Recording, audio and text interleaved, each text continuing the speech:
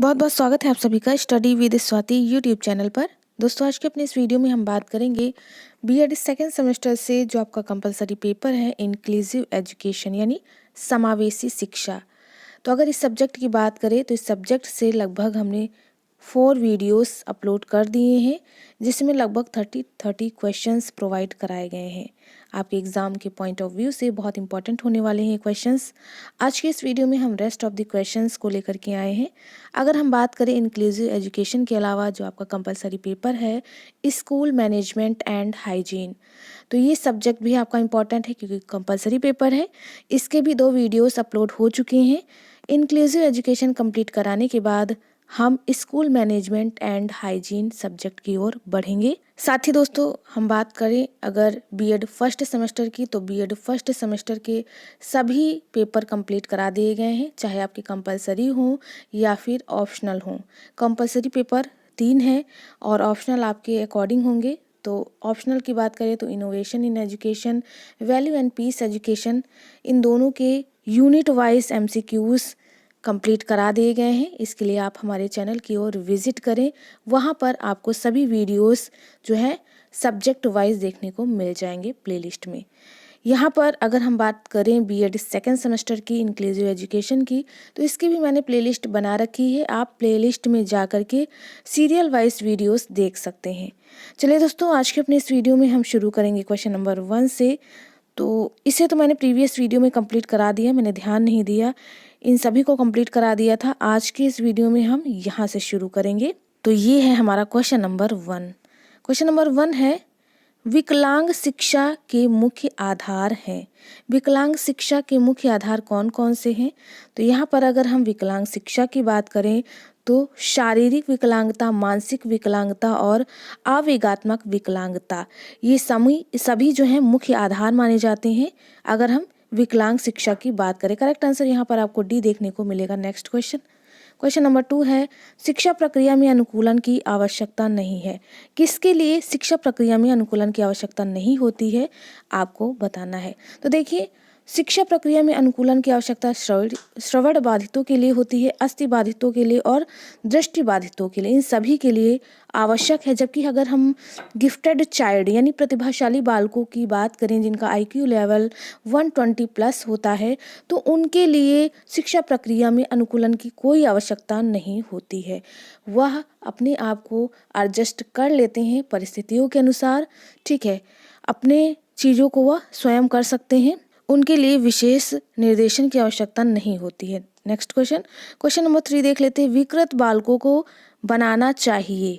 जो विकृत बालक होते हैं, ये प्रीवियस क्वेश्चन में मैंने विकृत बालकों के बारे में बात की थी कि कौन होते हैं। तो विकृत बालक ऐसे होते हैं जिनका कह सकते हैं मानसिक स्तर थोड़ा कम होता है, जो कहीं ना कहीं अपवंचित होते हैं, कहीं ना कहीं मंदित होते हैं। तो विकृत बालकों को कैसा बनाना चाहिए? तो हमें उन्हें आत्मनिर्भर बनाना चाहिए। करेक्ट आंसर यहाँ पर 3 का बी देखने को मिलेगा। नेक्स्ट क्वेश्चन, क्वेश्चन नंबर 4 देख लेते हैं। क्वेश्चन नंबर 4 पूछा है कि वंचित होना निम्न स्तरीय जीवन दशा या अलगाव को पोषित करता है जो कि कुछ व्यक्तियों को उनके समाज की सांस्कृतिक उपलब्धियों में भाग लेने से रोक देता है। यह कथन किसका है, यह स्टेटमेंट किसका है, आपको बताना है। तो यहाँ पर 4 की बात करें, 4 का करेक्ट आंसर बी हो जाएगा। यह स्टेटमेंट वॉलमैन महोदय का है। तो स्टेटमेंट वगैरह आप ध्यान दीजिएगा जो भी यहाँ पर बताए जा रहे हैं, इनको आप याद करने के सिवा आपके पास कोई ऑप्शन नहीं है। आप जो भी बताया जाए उन्हें याद करिए या फिर ध्यान में रखिए।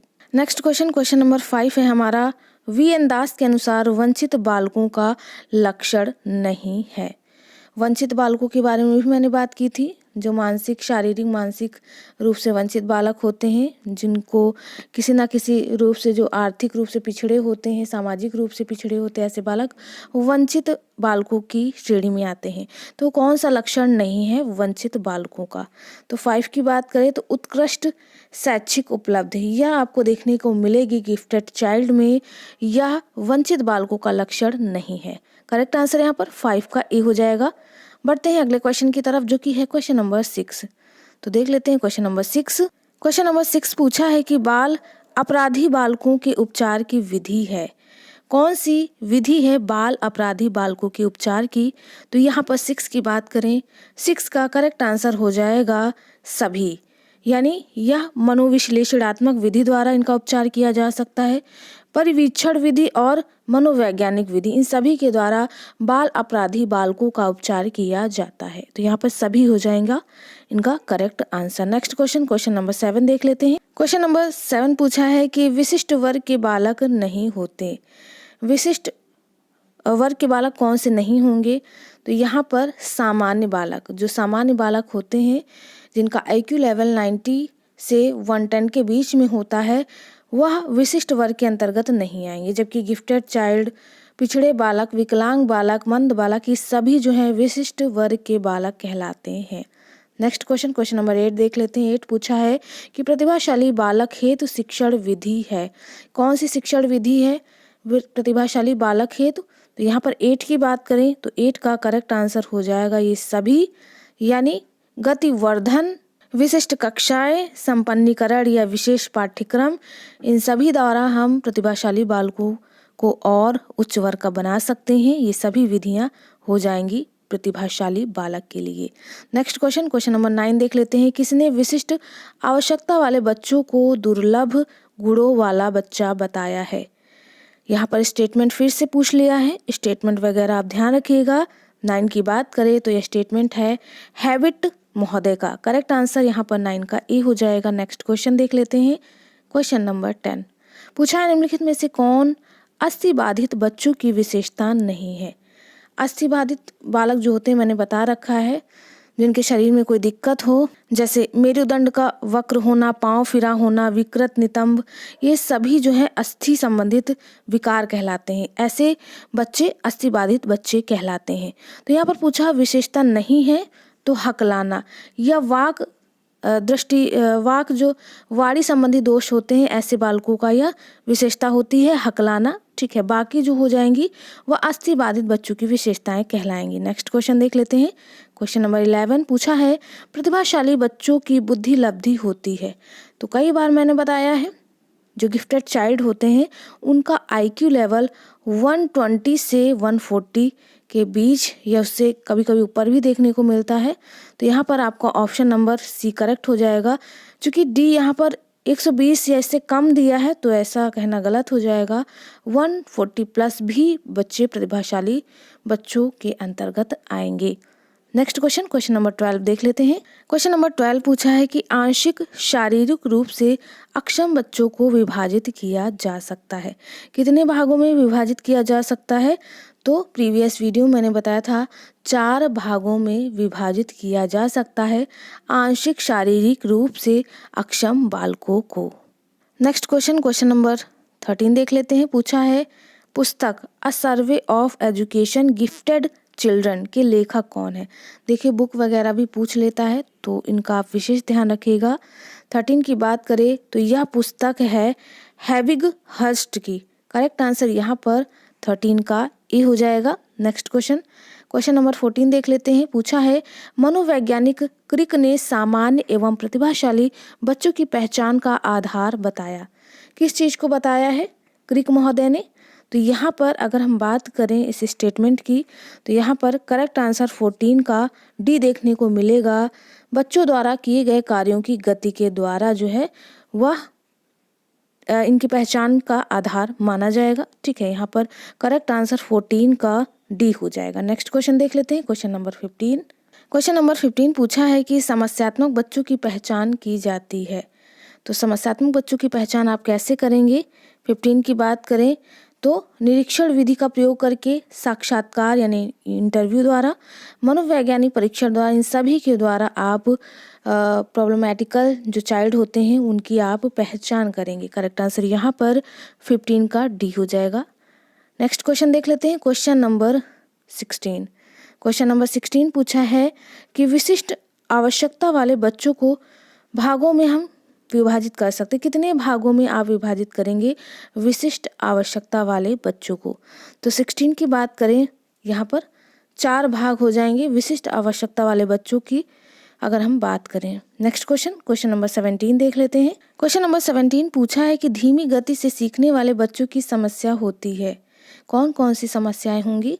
तो भाषा एवं वाणी की समस्याएं, दृष्टि एवं व्यवहारिक समस्याएं, श्रवण प्रत्यक्षीकरण की समस्याएं, ये सभी समस्याएं देखने को मिलेंगी धीमी गति से सीखने वाले बच्चों के अंतर्गत। करेक्ट आंसर यहाँ पर 17 का डी हो जाएगा। नेक्स्ट क्वेश्चन, क्वेश्चन नंबर 18 है, अस्थिबाधिता के कारण है, यानी जो अस्थिबाधिता है उनके कौन से कारण हो सकते हैं? तो यहाँ पर 18 की बात करें तो जन्मजात भी हो सकता है, दुर्घटना भी अस्थिबाधिता का कारण है और बीमारी भी। करेक्ट आंसर यहाँ पर उपरोक्त सभी आपको देखने को मिलेगा। नेक्स्ट क्वेश्चन, क्वेश्चन नंबर 19 देख लेते हैं। क्वेश्चन नंबर 19 पूछा है कि मंद बाधित बच्चों का डेसिबल स्तर होता है, कितना होता है? तो मैंने कई सारे वीडियोस में बताया है कि 55 से 69 के बीच का डेसिबल जो होगा वह मंद बाधित बच्चों का जो डेसिबल है वह कहलाएगा। ठीक है, करेक्ट आंसर यहाँ पर बी देखने को मिल जाएगा। नेक्स्ट क्वेश्चन, क्वेश्चन नंबर 17 देख लेते हैं। 17 पूछा है कि विशिष्ट ऐसा व्यक्ति जिसकी शारीरिक, मानसिक, बुद्धि, इंद्रियां, मांसपेशियां की क्षमताएं अनोखी हैं, यह कथन किसका है? स्टेटमेंट किसका है पूछ लिया है। तो यहाँ पर 20 की बात करें तो यह है हैवेट एंड फॉरेनेस का। करेक्ट आंसर 20 का डी हो जाएगा। देख लेते हैं कुछ और इम्पोर्टेंट क्वेश्चंस। तो यहाँ पर कुछ और इम्पोर्टेंट क्वेश्चंस हैं। क्वेश्चन नंबर 1 देख लेते हैं। पूछा है कि श्रवण बाधितों के वर्गीकरण का आधार है, क्या आधार है?